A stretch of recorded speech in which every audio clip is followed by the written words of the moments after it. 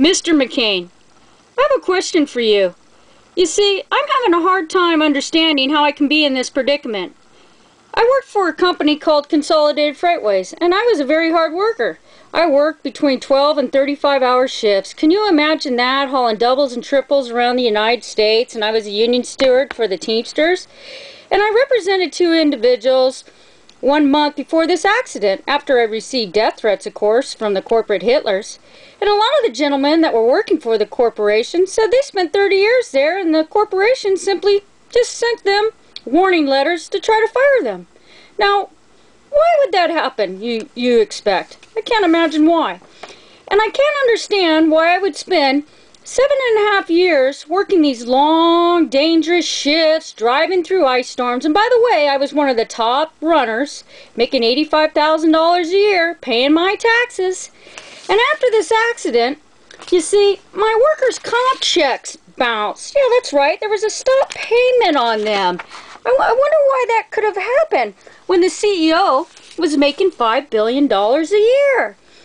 Now, I think it was just real simple. They didn't secure workers' comp, and they were a self-insured company, endorsed workers' comp, but they defaulted on their premium. And so I've been in court now for 6 years, and I haven't received a dime. And I've been through hell having to go and navigate through the legal system. Now, this is not a funny little ordeal, and I'm sure you can tell by just looking at the accident that this isn't funny, and that I would appreciate an answer.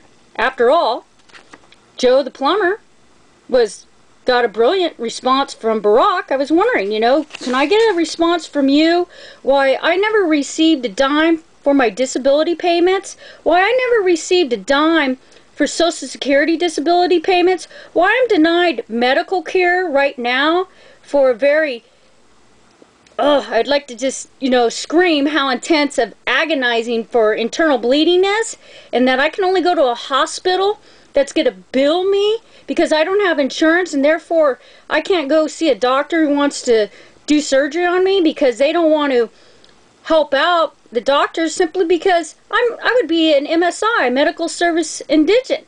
And they're saying, the doctors, that they're bailing from that fund because the government isn't funding. They only pay $10 for an office visit, not the $70.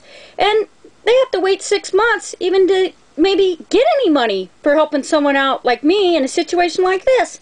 Now, I've been working since I was 16. I'm 41 now. The accident happened when I was 35. I was in the sleeper bunk, and my coworker, who was unqualified to do the job, launched this semi over the mountain pass because the corporation simply overworked the hell out of us.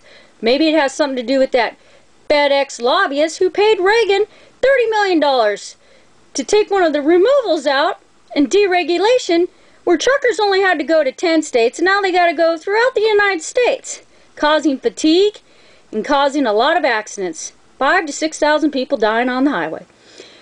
But basically, I just want you to inform me how I could work so hard for the American dream, have to pay $50,000 for an appeal because the attorneys basically were slaughtering my case, how this corporation could declare Chapter 11 bankruptcy, loot all the pensions, and simply leave me without any money when they had $340 million in assets in the bankruptcy. Now, this is just despicable, it's dishonest, and it's disgusting. And I want an answer. I truly do. I want you to come on YouTube and give me an answer. I'd appreciate it. Thank you.